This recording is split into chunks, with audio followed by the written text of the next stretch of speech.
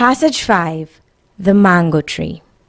The majestic mango tree stood laden with beautiful ripe mangoes. The sight caused my mouth to water.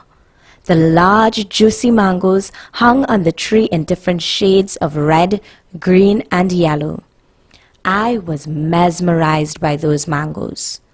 Everyone in the area knew that Mr. Craig's yard was a no-zone, and that was the only thing that had kept us away this long. My friend, Cody, and I decided to strategize on possible ways to get the fruit. We gathered everything we needed, and as night fell, we were ready for action. Cody and I snuck out of our bedrooms and proceeded to Mr. Craig's front gate. The mango tree was situated in the backyard, but we had a reason to start in the front. Mr. Craig's big bad dog. I took out one of Mom's delicious barbecued chicken wings and threw it into the yard and watched Mr. Craig's dog eat the piece of fat, juicy chicken. Undetected, we jumped over the fence and tiptoed across the yard. Kevon, you take the rope and climb the tree. I will look out for the dog and Mr. Craig, Cody whispered to me.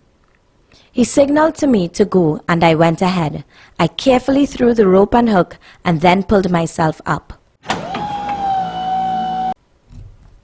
I quickly started to pick the juicy Julie mangoes. Kevon, hurry up! The dog is almost through with the chicken. I picked a dozen mangoes and I was ready to get back down to the ground. As I prepared to lower myself down, I carelessly slipped on my laces and fell to the ground. Ruff, ruff, ruff! The sharp-toothed bulldog charged towards us, about to tackle us to the ground. In a flash, I picked up a hard, green mango and threw it at the dog. The dog cried in agony as we ran to escape through an open back gate. However, he quickly recovered and chased us through the gate. We ran through the streets in a quest to get away from the dog. Tired and out of breath, we ran behind a house and hid from the pursuing dog. Eventually, we sneaked back to our rooms with our mangoes. The next day, we showed everyone the mangoes. All of our friends gathered at the nearby park and enjoyed them. Wait a second, a croaky voice boomed. These are my mangoes. We all turned around to see Mr. Craig.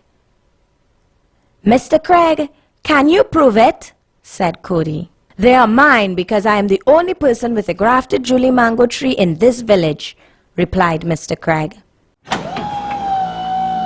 Yes, Mr. Craig, they are your mangoes. You have the sweetest ones around, but you never want to share them, said Kevon. Well, said Mr. Craig, if you ask, I will gladly give them to you.